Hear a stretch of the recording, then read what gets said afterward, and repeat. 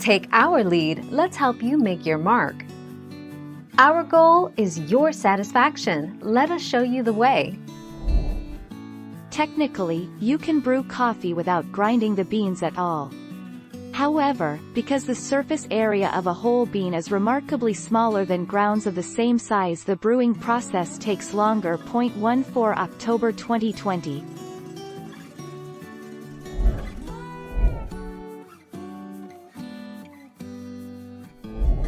Make your mark, take our lead. What happens if you boil coffee?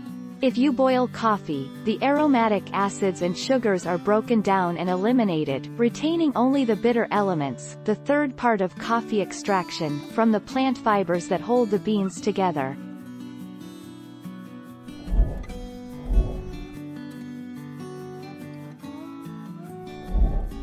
Take our lead.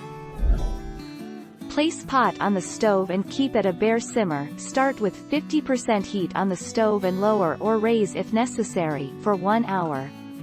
Carefully remove jar from water using tongs or a towel, then slowly pour brewed coffee into a cup, leaving the spent and now much darker beans behind. 6 June 2016.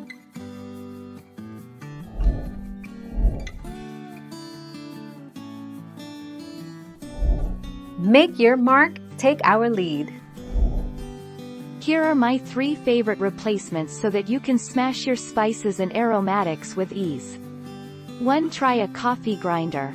A coffee grinder is virtually identical to a spice grinder, making it a great mortar and pestle substitute. 2. Use a coffee mug. 3. Grab a Ziploc bag and blunt object. 6 June 2015.